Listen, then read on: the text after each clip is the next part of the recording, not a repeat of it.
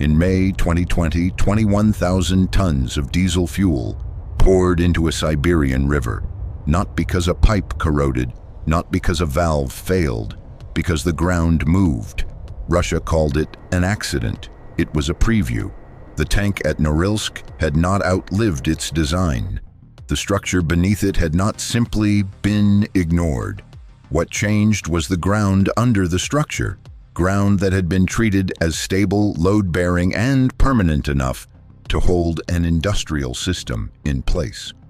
Most analysis of the warming Arctic still starts from the same assumption. Russia wins. New routes, new access, new leverage. But that view is looking at the wrong part of Russia. This is not really a story about Arctic opportunity. It is a story about the frozen ground beneath Russia's fiscal engine ceasing to behave like bedrock. If this is the kind of structural story you can't find anywhere else, stay with Earth and Empire. Because Russia is not funded from Moscow. Moscow performs power. Siberia pays for it. Russia is not funded from Moscow. Moscow is where decisions are made, where power is performed, where the Kremlin sits and the orders are issued. But the money that makes all of that possible comes from somewhere else entirely, from a strip of territory stretching east of the Ural Mountains, across the West Siberian plain. From there, down through the Yamal Peninsula, across the Ob River Basin, and north to the mining complex at Norilsk.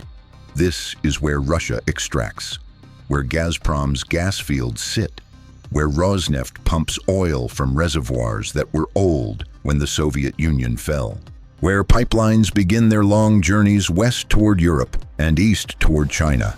This is not a peripheral zone. This is the engine room. Siberian hydrocarbons have accounted for roughly 40 to 50% of Russia's federal budget revenues in recent years, more in high-price years, less in low-price years, but always the structural foundation. Russia's military is paid for by what comes out of this ground. Russia's foreign policy leverage, its ability to threaten, reward, and coerce, depends on the revenue that flows from this ground. The entire political project of the Russian state in its current form is underwritten by Siberian extraction, and all of that ground is frozen. Not seasonally frozen, not the kind of frost that melts in spring. Permanently frozen, permafrost. Ground that has remained continuously below 0 degrees Celsius for at least 2 consecutive years, and in much of West Siberia for thousands of years. It runs hundreds of meters deep in places. It does not thaw in summer. It does not cycle. It is frozen geological material, the literal physical floor on which Russia built its entire Siberian economy. 65% of Russian territory sits on permafrost.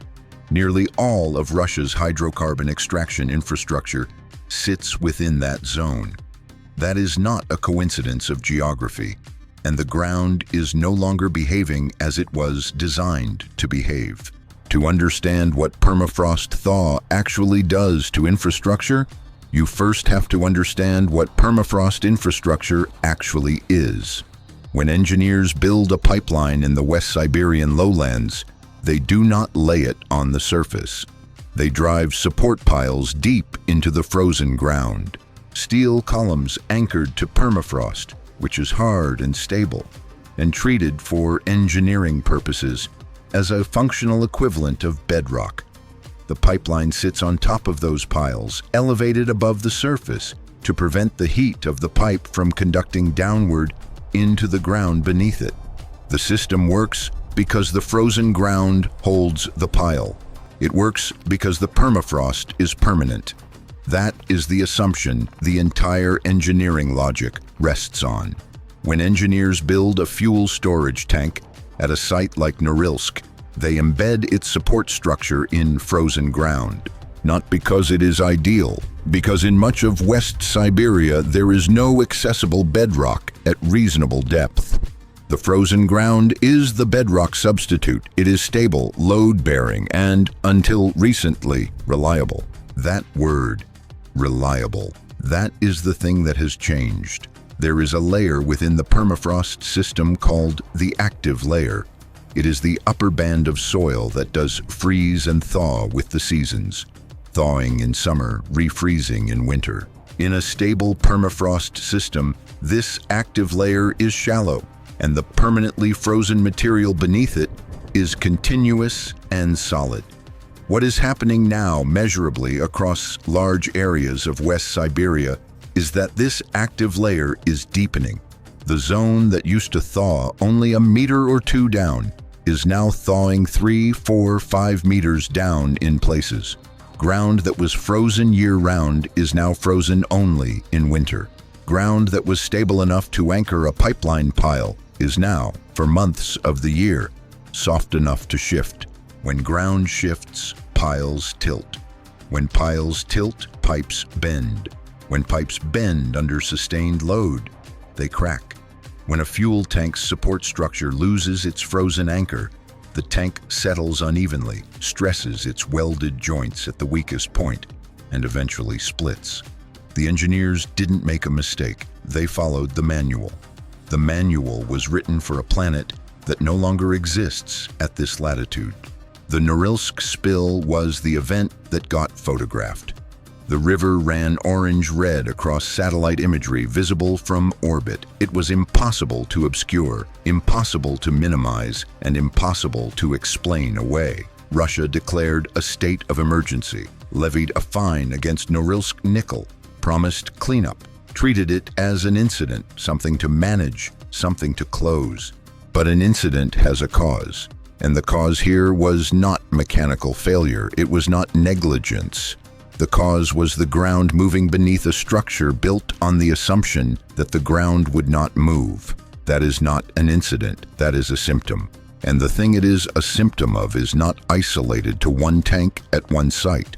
Russian and international scientific programs have been measuring permafrost temperature and active layer depth in West Siberia for decades. The data are not disputed. Surface temperatures across the West Siberian lowlands have risen at roughly twice the global average rate. Active layer depths have been increasing since the 1970s.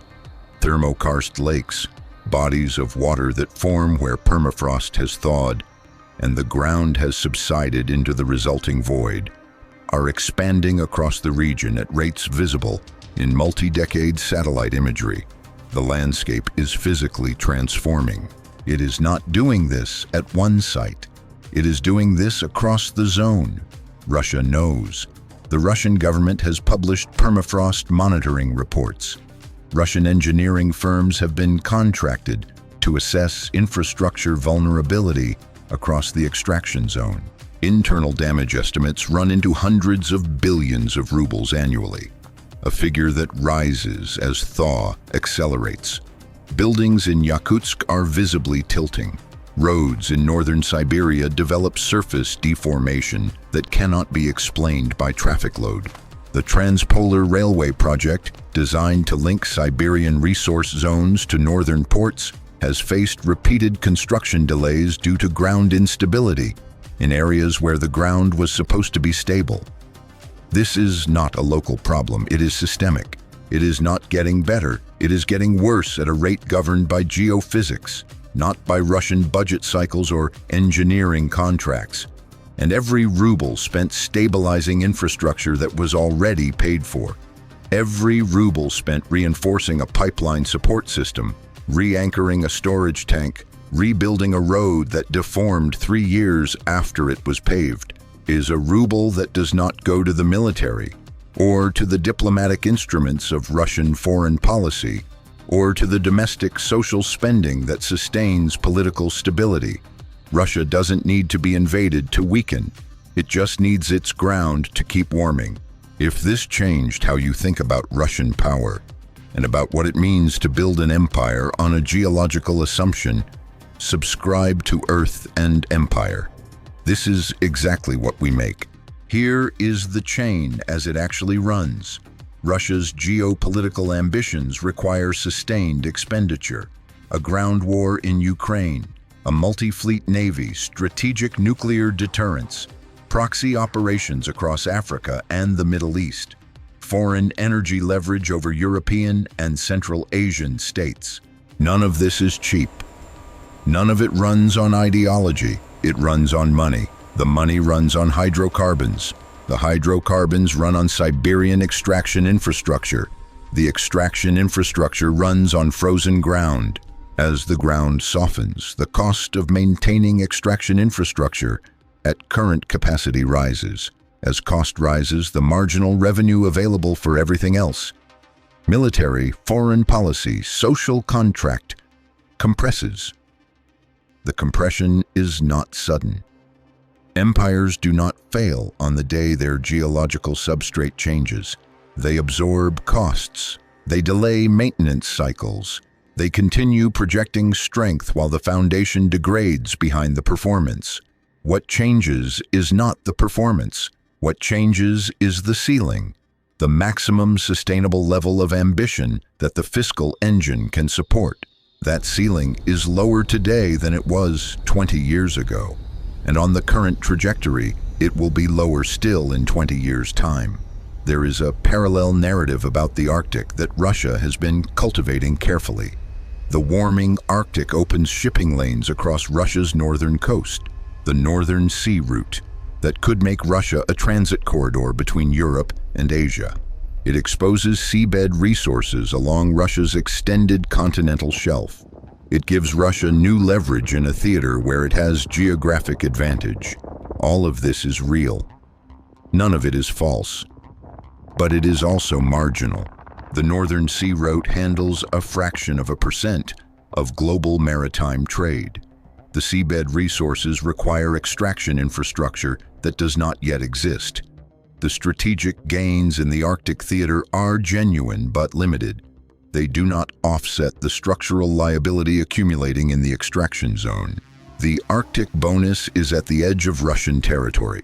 The permafrost liability is at its fiscal center. The ledger is not balanced.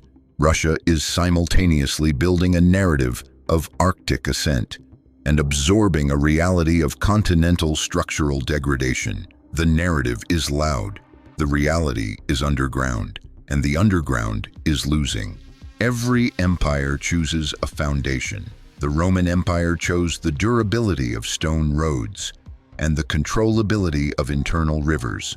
The British Empire chose sea lanes, the assumption that naval power could make the ocean work for Britain indefinitely. The American system chose oil, industrial capacity, and a financial architecture designed to make the dollar permanently central. Each choice was rational. Each choice embedded an assumption, and each assumption eventually stopped being as reliable as the empire that rested on it had assumed. Russia, in its modern fiscal form, chose frozen ground. It built its revenue machine on a geological condition, continuous permafrost across the West Siberian extraction zone that had been stable for thousands of years and showed no sign of instability at the moment the infrastructure was designed. The assumption was not irrational. It was simply never examined. No one asked whether the frozen ground was permanent. It had always been frozen. It would always be frozen. The pipelines went in. The facilities were built. The revenue flowed. The Norilsk tank did not fail because the assumption was irrational. It failed because the assumption had quietly stopped being true, and no one had tested it against the new reality of the ground. That is what permafrost thaw means at the level of power. Not an environmental consequence, not a future climate risk, but a present structural liability being absorbed in real time by a state that built its fiscal empire on a geological condition it never thought to question. The ground made a promise. The ground is withdrawing it, and the empire built on that promise is now quietly paying the cost of having believed it. Earth is not background. It is the machine. And right now, across 65% of Russian territory, the machine is changing what it will and will not support.